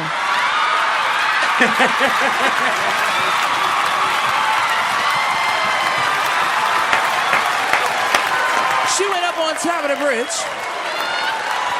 Let me tell y'all something. She went up on top of the bridge. She said, some more. You're right, girl. From up here, it does look like you're sucking his dick. I said, I told you. That's what I'm trying to tell you. Come on, man. Come on. Funny. Yeah. Queens of comedy too. Yeah. She good, man. I mean, it's a lot less elite female comics. I mean, I ain't gonna lie. The little white girl from what's the show? Wildin' Out. I think a lot of the little younger comics, they got more funny females in our era. Mm-hmm. Yeah, that's what I like about Kill Tony so much is you get these people that are unknown and they do so fucking. Some of them are trash. Don't get me wrong. A lot of them are fucking garbage. But then you get these golden ones, man, that are just so fucking fun. You get 1 minute, and if you can kill me in 1 minute, dude, oh my fucking God, you are it. Yep. Shout out to Olivia from the office. She turned me for my job. She turned me on to Kill Tony. I like that shit. Yeah, it's fucking great. I look forward to it every week. Tuesdays I do Kill Tony. Wednesdays I do half off pizza. I think that motherfucker said half off pizza. All right, 2 things I look forward to every week. It's Kill Tony and half off pizza. That's crazy. I think all females are funny. Like the shit's crazy. When a female gets enough courage to get on stage, for one, if you think about females are just funny, it's fuck. Like I prove to you. Get in the car with a female, just start talking. It's like she'll do some naturally shit. She won't have I'm not trying to down them, but they don't have an idea where they're going, especially if they get distracted. So when they get on stage and they let loose, they don't give a shit. They are the funniest. You can tell the ones who are holding back because it's like, man, they you don't know exactly what they could say, but the ones who just don't give a fuck, those are the funniest ones. You know what I'm saying? But all females to me are funny. Men have to create an art. Women can get on there and talk about their day. They kids shitted in they pants twice while they was changing them. I mean, there's just so much material that a female could talk about that's just so funny. that a man really has to create and perfect his art. You know what I'm saying? So how much of that though, when it comes to female comedians, how much of that is we think they're super funny, even though they're not, because we want to bone them? How much of that do you think is a factor? I think a lot of that's a factor because you see some of these female comedians on like Kill Tony, they're fucking trash. It's a far and few between that. It's a far and few between that are actually fucking funny. But I feel like with women, it's easier because you got the added aspect of like these guys want to bone me. They're gonna laugh at everything I fucking say. You know what I mean? And then you get these comedians like what's her name, Amy Schumer, and a couple other. All they do in their specials is talk about pussy and getting fucked and being whores. Like at a certain point, that was funny for shock value the first time, but then it's like you keep doing this, and it's like, all right, this is really fucking annoying. What y'all think about Nikki Glaser? Nikki Glaser? I think she's pretty good. Yeah, I think when it comes to like roasting, like when she get up there with like a Jeff Ross and shit, they can roast the shit out of people. And yeah, I thought she did pretty good. Like it's like Tom Brady's roast. Yeah. Pete, can you bring up that Donald Trump roast? Oh, of course, but I don't know what it's a long roast though. What do you want to see in it? Lisa Lynn Pinelli kills it on the roast too. I like Lisa. She kills it on all of them. We've been me and the missus been going back and watching the old Comedy Central roasts, and it's funny because like we watched the Flavor Flav one the other day, and like it's funny as fuck. The jokes are good, but like I don't know. I think I've been ruined by Kill Tony in modern comedy because it all just seems so tame. You know what I mean? Yeah. Yeah, I'm gonna bring up this video that Eric wanted to see real quick. It's from the roast of Donald Trump. Is that the one? I think I seen that one. I believe I saw it, but I probably don't remember. The same people that always did Comedy Central's roasts. Yeah. Yeah, Seth MacFarlane. Totally self-millionaire who I believe will one day run this country. And then the Facebook guy canceled, and we got stuck with your bloated ass. Tonight, we honor a self-made millionaire. He started with nothing, worked hard, and made a fortune. That man is Fred Trump, Donald's dad. Family Guy, right? Yeah, he's the creator of Family Guy. But even when you're born with a silver spoon in your mouth, hard times can strike, and that's just what happened to Donald. He was even forced into the ultimate act of degradation, starring in his own reality show. And soon, the top-rated TV show in the nation starred a total asshole torturing people who were stupid enough to work with him. In addition to 2.5 Men, The Apprentice was also a pretty popular show. This guy has an ego. When Trump bangs a supermodel, he closes his eyes and imagines he's jerking off. You can tell he ain't writing these And now, Donald, let's get our first roaster up here to knock you down like the homeless shelter you had destroyed on the way here. I know we're here to roast Donald Trump, but I got to give a shout out to my main man, Larry King, in the motherfucking house. Larry, you know how we is. Larry is cool. Backstage, I handed him the bald head nigga right now. Being gay into it. Oh yeah. Hey, yo, Seth. FYI, ain't no niggas watching the Cleveland show. No. From me to you, Lisa is a stone cold freak. Lisa fucked Larry King, Don King, Rodney King, and Billie Jean King in the Burger King bathroom. This is an ugly business, man. I mean, look at Jeff Ross. He's one ugly motherfucker. That's who's writing all that. Now, when Jeff was born, his mother shit during the delivery. And when she looked down, she thought she had twins. That's why he's so corny. I gotta say a few more things about my girl Snooki over there. Oh, that ain't Snooki? Oh, my bad. I'm sorry. All white people who act black look alike to me. Sorry. And man, stop lifting your shirt up like a prison bitch, or else go out in the corner and get me some motherfucking money before I go upside your head with this coat hanging. Now, for me to you, Donald, I wish I had half of your money. But for that, you need a 20-year-old's pussy and a divorce lawyer. Said customers who bought this book also bought a rope and a stool. Donald, tonight people will make fun of your looks. Fuck 'em. Raw. You've always gotten beautiful women. You've disappointed more women than Sex in the City 2. You are the ultimate proof that money can buy good-looking pussy. If you were broke, you'd be fucking me. It's come to this. This can't be funny. If with you're Larry just King. joining us, by the way, we're here with Lisa Lumpy Belly. Is Larry King still alive? Lisa is in shock, Yeah. but only if you look at her Damn. face. Yeah, he got Larry King got Situation me has a too, new though. fragrance out called the Sitch, which is also what you call yourself when you can't spell your own nickname. To prepare for this event, I read Jeff Ross's book about roasts. Jeff, my last prenup was funnier. And unlike you, I wrote it myself. Donald Trump, without a doubt, you're a New York landmark, which means it's only a matter of time until you bulldoze yourself to build some gaudy, tacky monstrosity and put your name on it. Mike, you're doing really well right now. You've got a ton of endorsement deals. You've got a clone of vodka. This is my a workout guy right video. here. He the truth. When you've got your name on everything except a high school diploma. You know, they say you only roast the ones you love. So this is going to be short. You know, at first I thought Seth was just famous for The Family Guy, but then I did some research. He's actually not famous at all. Donald, you've got a great sense of humor. You've been so happy to embarrass yourself on Saturday Night Live in the casino business. You know, Donald Trump is such a douchebag that if you look up the word douchebag in the dictionary, there's a picture of Spencer Pratt. But if you look close, Spencer Pratt is holding up a picture of Donald Trump. Hey, Jeff Ross, what's up, man?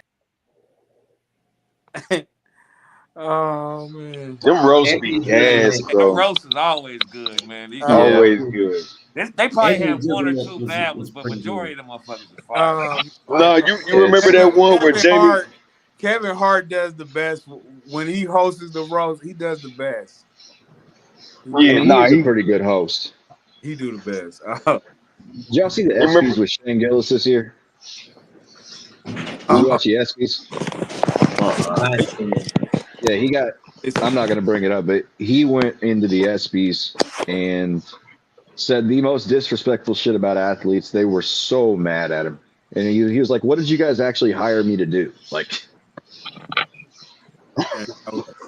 that was funny too when he said it too. Hey, I think I feel like Kevin Hart, once he get older, he's gonna be more unfiltered. I don't think so. Hollywood phase. I think my problem with Kevin Hart is he relies a lot on gimmicks, and what I mean by gimmicks, like he's talking about, his daddy and stuff like that, and that's a gimmick that he brings up a lot, or some of his voices that he brings up, or just being small and kind of energetic and bouncing around. Like I don't. On the Kevin Hart though, did any of you guys watch Heart to Heart? I did not. So he had this show on Peacock. It was originally like a podcast. He would sit across from somebody. They would drink wine for like an hour and a half, 2 hours, and talk and just shoot the shit, getting drunk, shoot the shit. It was cool for the first season, but then when people started talking about things like about the industry that they didn't want talked about, they changed the complete formula of his show. Then they changed it to where it's like a TV setting. So where now he's like they'll be talking and then talking, and then he'd be like, "All right, 1 second, we'll finish that thought. Let's go back to our sponsors. Give me a second here," or whatever the fuck. They completely changed it. So like, I don't think that getting older is going to change the way he talks and like make him less filtered. I think that he had the opportunity to be it, and then they silenced him over it. Yeah. Didn't he have a show too of like the two dudes in the ice baths? Wasn't that Kevin Hart? Cold as balls. Yeah. Yeah, that. I thought that was decent. And see, like this is where I say, like, I think when he gets much older, like once he knows that he can't rely, he's not getting those Peacock deals, and he's got to, his time with like he's too worried about his image, is what you're saying, right? Yeah, like that's right now it's the image thing, and then once he gets older, once these guys get older, they'll disappear for a little bit, and then they'll come back, kind of like Dave Chappelle, George Carlin, all them. It was a certain style they came with when they first came in the game, And then they Yeah, kind but of Kevin like, Hart's got like 9 fucking kids he's got to worry about, and they're all Well, little kids too. So like for him, yes. and he's said it before that he's taken like every job that he fucking was offered because he has to at one point. Now he can be more picky and choosy, but Yeah. like he's one of those people that he's gonna work until he fucking dies. He's got 10 fucking kids to worry about. Well, maybe. I mean, he has a massive bag by now working with The Rock in those movies. I mean, Kevin Hart's not Yeah. lacking Each of those funds. 9 kids has their own $1 million plus something. He's fine. He can Yeah. stop now if he wanted to. I mean, Yeah, he's good. But would you want to? Would you want to stop? Is that ever Yeah, enough? I think he's addicted. I think he's addicted at this point. It's like a drug to him that is always available for him. You know what I mean? Like, Do you mean just like he doing has so comedy? much stuff.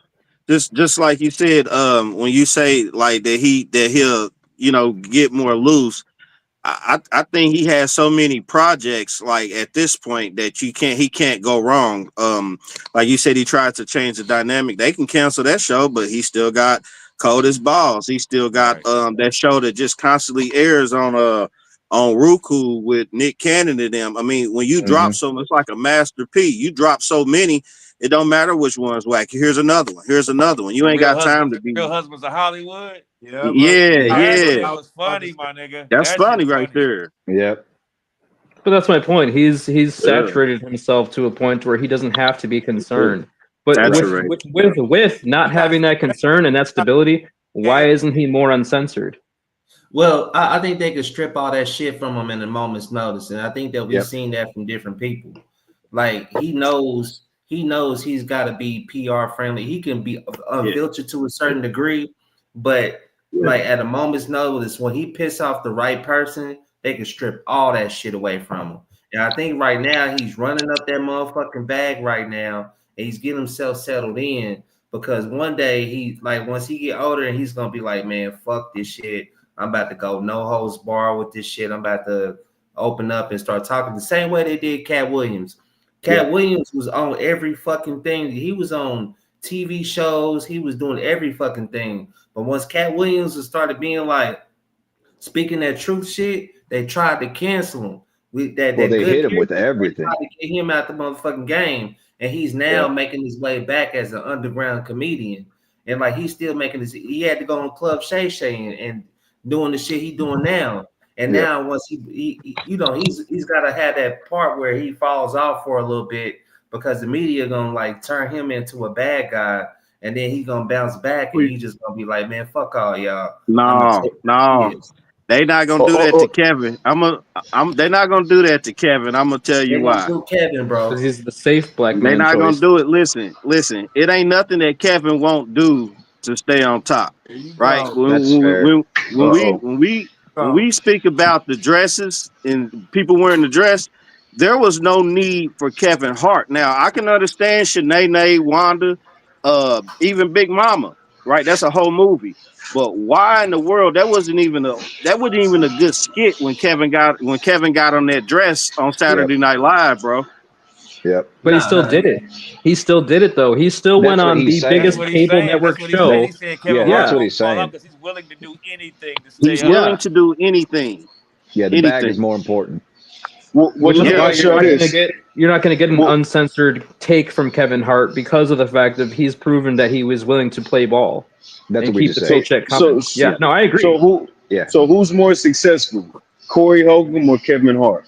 Oh, Kevin Hart. Hold on. I'm not talking. It depends on how you look at success, though. Oh, yeah, exactly. That's what I'm saying. He can't be controlled. See, Corey Holcomb can go outside, get love in the hood, sell out 5 to 10 improv shows in 3 or 4 days in every city in America due to the hood he got grassroots selling merch. This nigga might be worth $2 million from a nigga that was from the projects, but you can't. He can say whatever he want to say. Yeah, you said what? He's like an E40.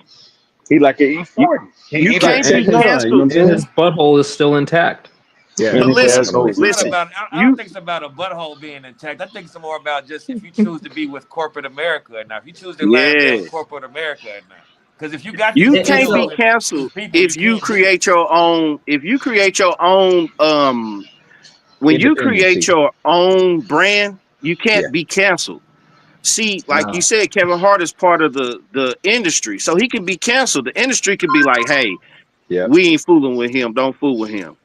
The industry can say, "Hey, we ain't fooling with Corey Holcomb," but he'd be like, "Y'all ain't been fooling with me anyway."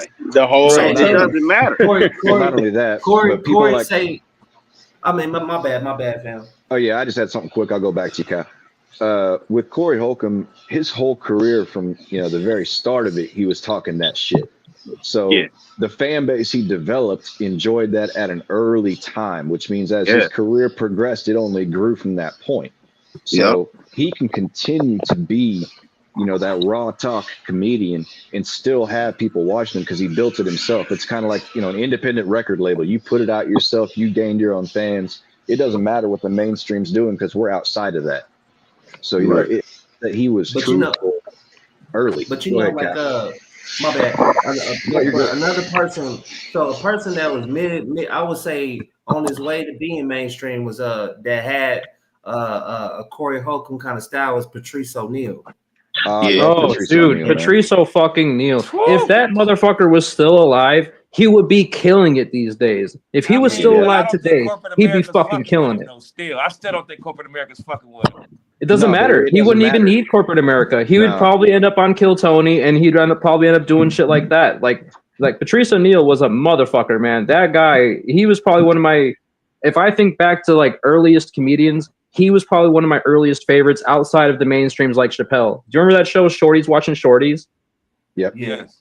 Oh my God, fucking gold. Yeah, no, that was funny as shit. No, the tomato, it's just that, like you said, Patrice O'Neal, like you said, could damn near be one of the most talented. But when we start talking about the Eddie Murphy level of comedian, to get to that level, Kevin Hart is up there.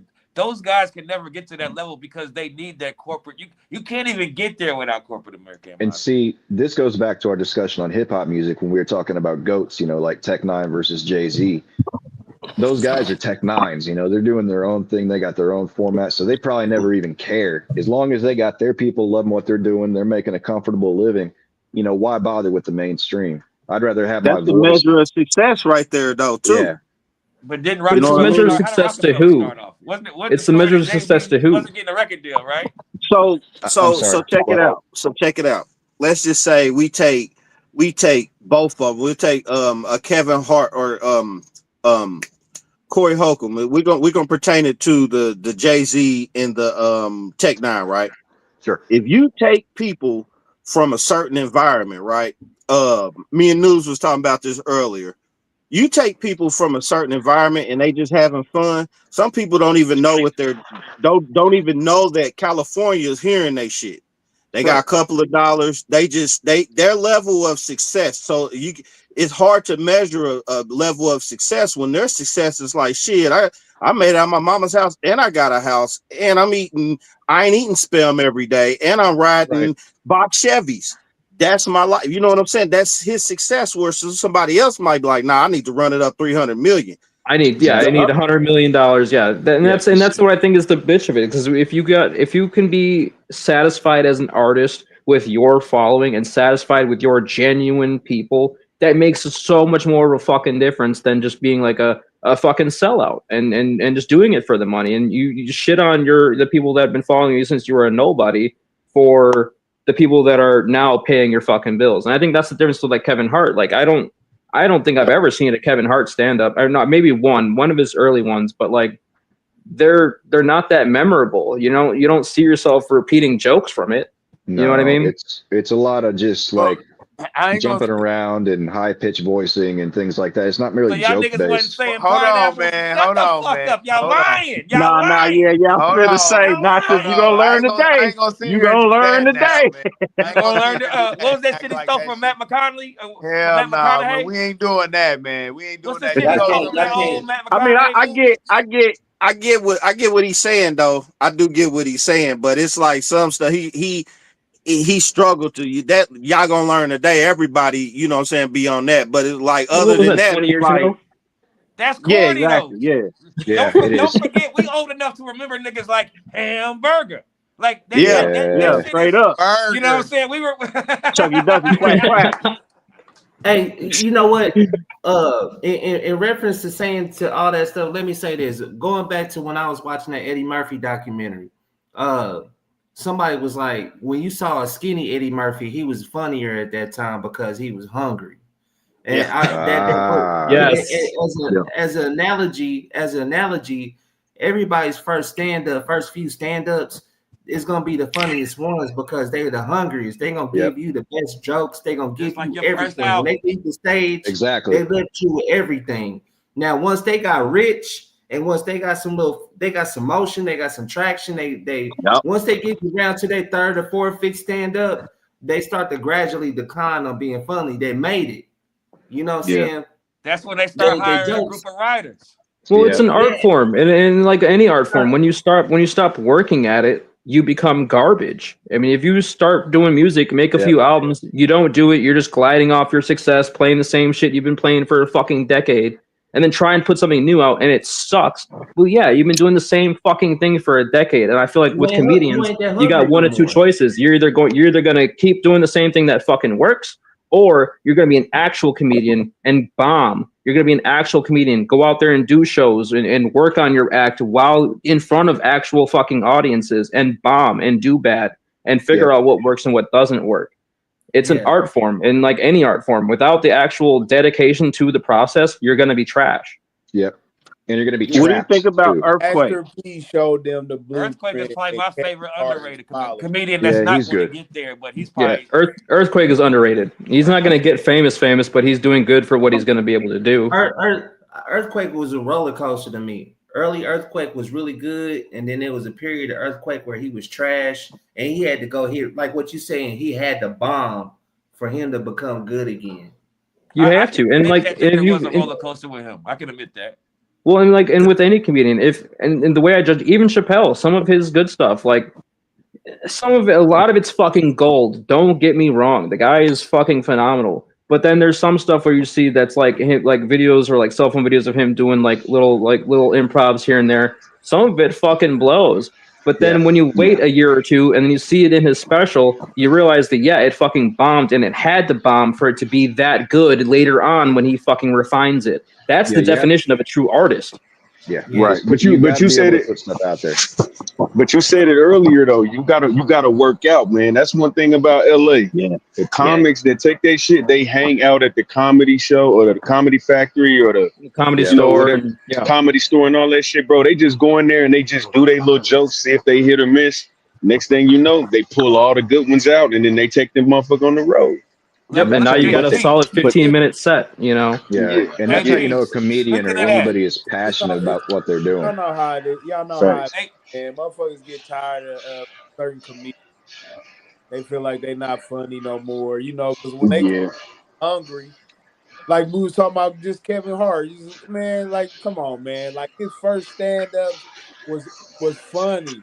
Like I ain't no person that gonna memorize lines from word, but man, he has some funny jokes in that. All right. Was his first right, but what's he done since is my point. And his dad and all that kind of shit.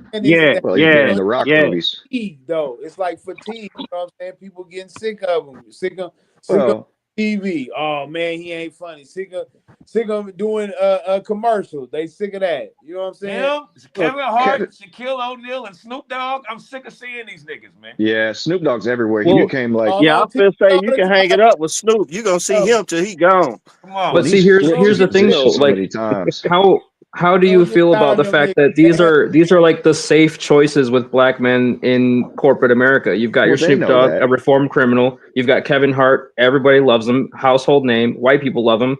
And who was the third one you just said? Shaquille. Non-threatening. He's a big motherfucker, but he's a goofball. You know what I mean? Yeah, true too. Yeah, you got to be a non-threatening black male to get to that level. And that's what those are. Those are non-threatening black men. Suge Knight will never get to that level. Suge Knight ain't getting to that level, no. Suge Knight ain't getting out of prison. There's a comedian by the name of Dion Cole, and he does a joke. Type in Dion Cole notepad. Yeah. Because when you was bringing it up about how he does the way he does this, it's almost like he's working out his jokes in front of you. While it's almost like he's working part it of out his set. You gonna laugh. Okay, Yeah. then he worked. That shit was that put him on the map damn near. Just him That doing sounds like that. Def Comedy Jam. That's the sign of a good comedian, though. Because if I can work out something and you're not laughing and be like, "All right, well, fuck you, that wasn't funny," and then go to the next thing, Well, what yeah, did you that's a see? sign of a Have you good seen him comedian. before?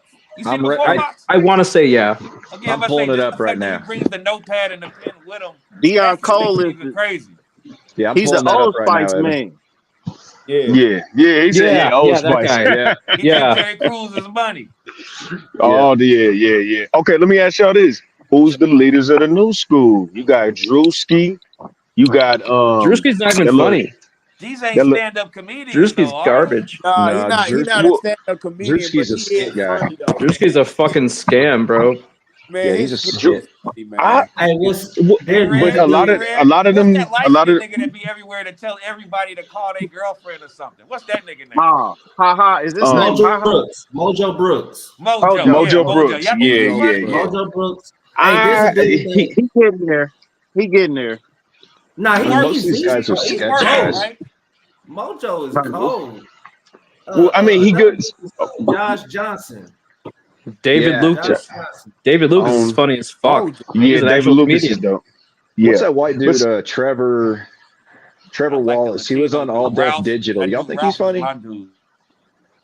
Trevor Wallace. Trevor Wallace is okay. Yeah. Have Yeah, you he's a heard of dude. Felipe He's Esparza? What is the white comedian? I keep forgetting his name. there's He's a a lot white, of them. but he been in a lot of black movies. There's a lot of them. Gary Gary Owen. Owen? Gary Owens. Gary Oh my Owen. God. Top tier. He's Yeah. funny as shit. That's goat status. That's goat status. Well, you No, can the tell special from thing his about Gary jokes. Owen is this: you ain't never had to see somebody actually have to cross over to. Yeah. You've never seen Yeah. somebody have to actually cross Yeah, over to he's an white people. anomaly. A white comedian that actually has to cross over to white people is unheard of. Yeah. Well, that's Right. fair. Yeah. And he's not acting like a nigga. He talk like Nah. he's from the trailer No, park. he's He's not. not fronting at He's all. Like, genuine. Right. No, that's but the he's been beauty in of him. there. He ain't fronting, He's but we organic. love him. And it's like the white Yeah. people are catching up with him. Yeah. Yeah, He's he getting tough. famous by it, like His super jokes famous is so by it. funny. It be about black people, but his jokes is so funny. Like, Well, and you can tell he's really lived that life. So when you hear him talk about those jokes, like he's married to a black woman, I believe. Yeah. His kids is His black. kids are mixed. Yeah. Yeah. So like he's Mhm. not speaking out of pocket. He's really about that stuff. So it is funny when you hear someone be genuine about what they're talking about. Have y'all seen Right. this nigga? I've never seen his stand up that Robin talked about. Desi Desi Banks. Not yet. But Skit is but funny. hold on.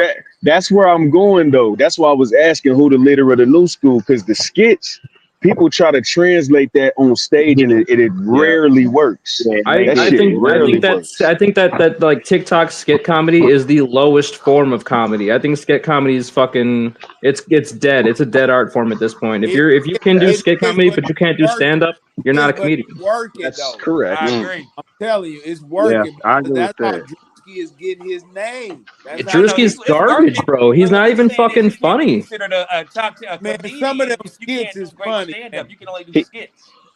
His white Man, person skit at the NASCAR race was pretty funny. Man, That can was you good. pull that up? That's No, why that was dope. That was Hey, it, man, though. Eddie Murphy did Yeah. that shit in the 80s, man. Yeah. I double back, man. If y'all haven't seen that dude Josh Johnson, Nah, Josh Johnson's I ain't good. seen it. Is that Like, the nigga with the afro? no, he's got the braids and Yeah, shit. Yeah, he's I good. seen little skinny Show. black. Matter of He fact, used he to have an hosted the afro. Daily Now he Show got a few braids. times. Yes, I like yes, him. okay. I like Bro, white Dolomite, that dude that be walking into Walmart's talking about, hand me that there, boy. And he got his little slave looking dude with him. He's not funny. He's not Man, funny. that bro. Yeah, I don't think he's He's gonna funny. get ate up out here. He's not Damn, funny. y'all don't fuck with white Dolo? I like No. hood shit. But no, what about Jack? I can't remember his name. Jack something. But he the little skinny. He's skinny dude. He's from Detroit. He be hanging out with Ben the Don. And he do all them hood. I be seeing all the hood niggas. I don't know.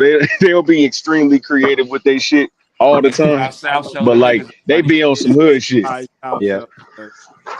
Yeah. Damn, I meant to write them down.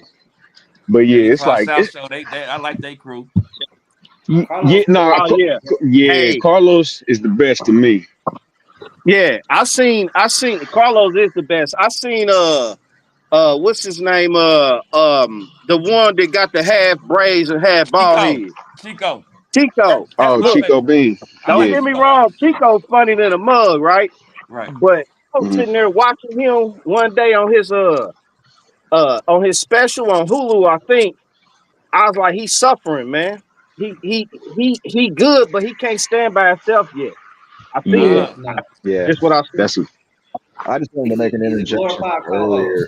We were talking about Jeff Ross being like a legendary comedy writer. Jeff Ross is currently suffering from stage 4 cancer.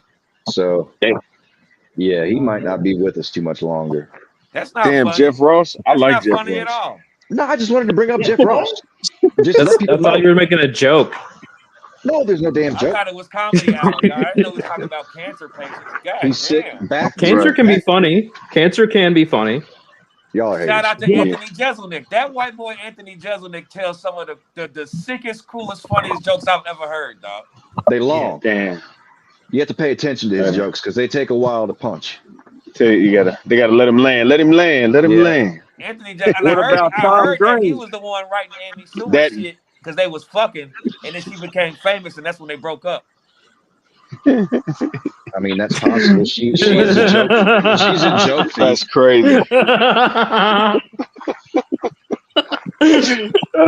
Who said Tom Green though? You can say the same thing about Sarah Silverman. She fucked how many comedians? Jimmy Kimmel. Yeah, but we expect that from women. Hey, Seth shout out to Sarah MacFarlane. Silverman. She's one of the few comedians I would Oh. fuck. Sarah Right. Silverman, I was smashed out. For real, Sarah. I was She smashed still out. looks good. I smashed out Yeah, she has a Samoa. nice body. I smashed She out still looks Adele good. Givens. Adele give And Adele. that's about it. That's about it. That's a long What list there, too. what? No. Hold on. God damn it, you messed me up, man. He said Adele give Oh no, hold on. It was in the Tom Green era. No, okay. No. The dude from Superbad, the little white dude from Superbad, not McLovin. Michael Cera. You're talking about That, yeah, him. Seth, what's his name? Seth Rogen. Seth Rogen. No, that's. Yeah, the You're dude. talking about the dude with the curly hair, right? Yeah, Seth Rogen. Yeah. He was in Knocked Up and 40-Year-Old Virgin and all that. Yeah, He's Seth talking Rogen. about Jonah Hill. Jonah Hill. Yeah, that's Jonah what I was Hill saying. and Seth Rogen. Both of them, and then there's one more white dude that's hella. The dude from when they went to Vegas. What's that? You're Hangover. talking about, The white boy from the Hangover. Yeah, You talking about Zach Galifianakis. Galifianakis. Yeah. Them three.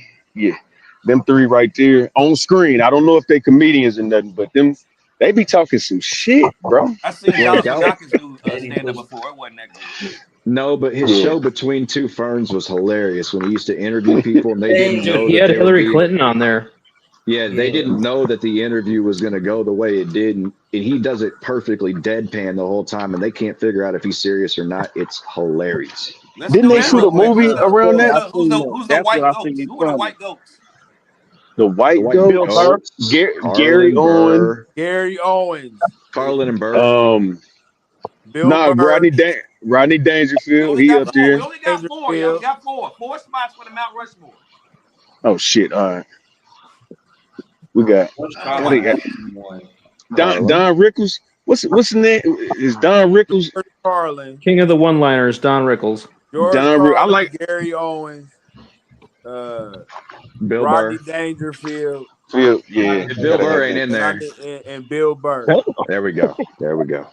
No, what's the dude you just said had cancer? Jeff Ross.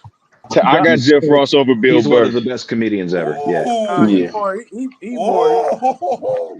Hey, Jeff Ross versus Bill Burr is a crazy. Hey, that's a good versus. I think that's a Tony one-off right there. Hinchcliffe is a better roaster than Ross. No, you're right. I Styles think makes Ross fights, is though. more of Styles a makes fights. roast. You give Ross you give Ross enough time, yeah, he'll come up with good stuff. But Tony Hinchcliffe, you walk up to him, he's already roasting you in his fucking head before you even say hello. He's already got 10 things to fucking say about your He's like a outfit. serial roaster. That sounds cool and everything, but that's every black person I ever met. That's how he grew up. Tony Hinchcliffe is white. But hey, He was raised in the ghetto, double though. O. So Double O. When a black dude do a 360, it's a 360. When a white boy do a 360, that nigga did a 1080. It's a 720. Yeah. You ain't see that white boy do that? Larry Bird. That's why they got him and go. The women though.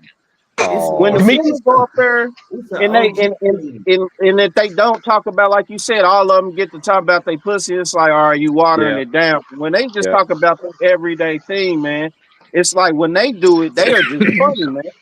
Yeah. I just disagree in total, but yeah, I can't really get hip with the, not just because I'm red pill. I'm trying to think of a funny lady. No, yeah, that's why I it's hard said for me. Dominique is. I fuck with her. I put her up there with some of the dudes. Who is Dominique, What about Lil Nell. Lil Nell's Dominique, good. the thing comes about on. Dominique though, does she maybe there's more material than you've seen of hers. I feel like I've only seen her like 4 times. No, she was on Def Jam. She was on Comic View, and her style is just so unique. She don't never. No, them Baltimore bitches are different. Different, them bro. Baltimore bitches is different, my nigga. I don't know what they doing out there, Facts. but Monique, they Yeah. different out there.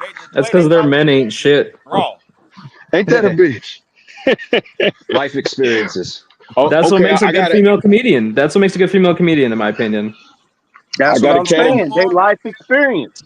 When they get off I their got. pussy and they start talking about their everyday life, that shit is just so funny, man. So who's the When they GOAT don't try female? to be funny. If they say Richard Pryor is the GOAT or Eddie Murphy, whichever one you want to throw up there, who is that for the female? Who's the Richard Pryor of women? See, that's when you get to like comparisons because you can't Sarah compare. Silverman. They don't gotta go. Sarah Silverman. What I'm saying is when you watch these comedians interviews and people ask them like, who is your GOAT? Everybody's either going to say Richard or Eddie. It's always Richard or Eddie. But Right. I've never really heard anybody say that these women are the defined female top tier women, that you're not going to top these two. I've never heard it. I don't know who they are. Yeah, you They ain't can't got put them it. in the same category. It used to ain't be got enough old for the school, route. like Mom Mabley and Hold on, Miss. from Sanford and Son, you fish eye food. Hey, bro, she was funny. I sat there and Yeah, watched her. It was in black and white, but I saw her. swear to. Yep, he ain't lying. boss. She used to be drunk. Nah, well, yeah, Miles Mabley is tight. She's one, but the chick from I forget Esther from Esther. Esther Ah. Rose. She got stand up. She used to do stand ups, and her She was stand Esther up. funny Rose as was a comedian. shit. That's crazy. She was funny as fuck. I've seen her before. Hey, bro, you know who I thought you was talking about? That lady that be drunk on the Martin show. No, she an older lady. She a little Miss black Pearl, older what's her lady. name? Yeah, I know what you're talking about. But she a fool in every matter of fact. She was the grandma on Don't Be a Menace. She was driving the 6 car down the block. Yeah. She did stand up too. Helen She Martin. Helen Martin, that's her name. Yes. Yeah, you hit like a He was bitch. on 227. Yeah, 227. Yeah. Yep. And she was Marlon and Sean's neighbor in like the first season. Yup. That's that. Okay, hold on. I got a category for y'all though. The best impersonator. Oh, that dude, Frank Caliendo, man. That dude do all the motherfuckers. He's the Aries Spears. Aries Spears. Aries Spears. I got. Boy, who used I don't. to at Saturday Night Live. Frank Godfrey. No, that's Godfrey. Hey, Godfrey ain't no joke. Godfrey's a motherfucker. Godfrey And Hey, Godfrey underrated overall. Godfrey is damn near like a diet Jamie Foxx on some shit.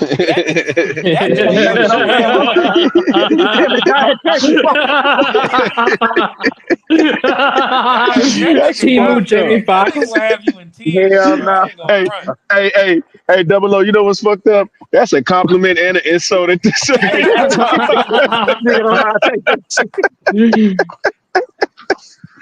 I don't know, man. Because Jamie Foxx is one of the most talented people on this earth, my nigga. I was gonna say, if somebody said I was diet Jamie Foxx, I'd be fine with that.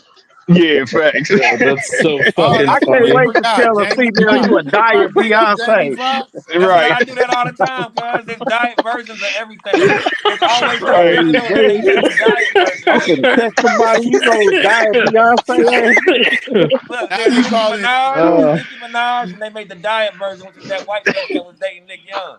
But now I it's say that shit Oh, too. Iggy Azalea. Oh, Iggy Azalea, she was Say so that shit bad. too. 0 calorie now. You could Zero, thank, yeah. you could thank Zero, T.I. for that. Zero yeah. calories. Damn. 0 Yeah. calorie It's always gonna be a Nikki. diet version of something hot. Hey, Jay Anytime something Fox blows had up, some good stand Biggie up is the too. diet version of who? Nelly or Jaquan. Which one of them St. Saquon, Louis Yeah, niggas? probably. both of them niggas is diet plus. Not Nelly's. Yeah. Hey, Both he of them strawberry. niggas diet Nelly, He man. orange. All right, that's fucked up. Now hold on. Cal said something. The dude from Saturday Night Live. His name, like his whole act is impersonations. It was Yeah, Sugar I'm Frank trying to think Caliendo. of his name. I'm trying to look up his name. Like, man, He do Was Eddie he Murphy like? really good too, don't he? yeah, He do he them does all Eddie good, bro. Murphy, Jay I know you Z. talking about. I can't think of his name either. Jay It's He's like Farrell. the only black nigga on Jay there that I Farrell. like. Jay Jay Farrell. Farrell. Oh Jay Farrell. yeah. Jay Yeah, Farrell. that motherfucker's crazy. Mm-hmm. Yeah. Yep. Yeah, he be Close your around in eyes. them You got it. circles. You finna see him blow up because he do a lot of work in them clubs. He been in them clubs real heavy. He came Mm-hmm. up through just Where like is he social from? New media, York didn't or somewhere else? I don't know. Jay Farrell. I don't know. Yeah, that's a I good remember. question. I remember we was talking about it one day, Red. We was talking about how we was talking about the best comedians all come from the Midwest. Yeah. he? Yeah. Yeah. Well. Yeah. Yeah. East Coast Well, I got mean, some niggas too, though. the best comedy comes from the Midwest because everybody like the most average person you interact with on a daily basis is funny as fuck, and they don't even mean to be. We just say shit in funny fucking ways, and that's one of the things Facts. that like there. I don't remember which comedian it was, but they said like one of the hardest places to do comedy is Chicago because the average fucking person I deal with is a funny motherfucker. So if I'm paying to see you, you better make me fucking laugh, dude. You better be funny as fuck if I'm paying Yeah. to see this shit. Because I can go to Right. Well, work and talk to fucking somebody from the dock and laugh my ass off for an hour. You know what I mean? Do y'all Well, I like think it helped. sports? Do y'all like sports comedy?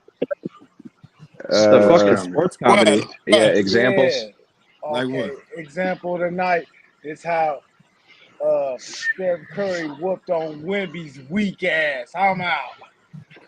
All right. I was gonna go with Everybody knows with it's Wemby. well, what Sly was talking about too in the Midwest.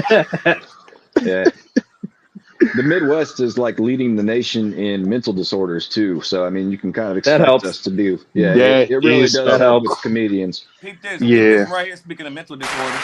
But it didn't happen. And one of the reasons is because we were using that soft language, that language that takes the life out of life. And it is a function of time. It does keep getting worse. Give you another example. Sometime during my life, toilet paper became bathroom tissue. I wasn't notified of this. No one asked me if I agreed with it. It just happened. Toilet paper became bathroom tissue. Sneakers became running shoes. False teeth became dental appliances. Medicine became medication. Information became directory assistance. The dump became the landfill. Car crashes became automobile accidents. Partly cloudy became partly sunny. Motels became motor lodges. House trailers became mobile homes. Used cars became previously owned transportation. Room service became guest room dining. And constipation became occasional irregularity. When I was a little kid, if I got sick, they wanted me to go to the hospital and see the doctor. Now they want me to go to a health maintenance organization or a wellness center to consult a healthcare delivery professional. Poor people used to live in slums. Now the economically disadvantaged occupy substandard housing in the inner cities. And they're broke. They're broke. They don't have a negative cash flow position. They're fucking broke. Because a lot of them were fired. You know, fired. Management wanted to curtail redundancies in the human resources area. So many people are no longer viable members of the workforce. Smug, greedy, well-fed white people have invented a language to conceal their sins. It's as simple as that. The CIA doesn't kill anybody anymore. They neutralize people. Or they depopulate the area. The government doesn't lie. It engages in disinformation. The Pentagon actually measures nuclear radiation in something they call sunshine units. Israeli murderers are called commandos. Arab commandos are called terrorists. Contra killers are called freedom fighters. Well, if crime fighters fight crime and firefighters fight fire, what do freedom fighters fight? They never mention that part of it to us, do they? Never mention that part of it. And for a long time.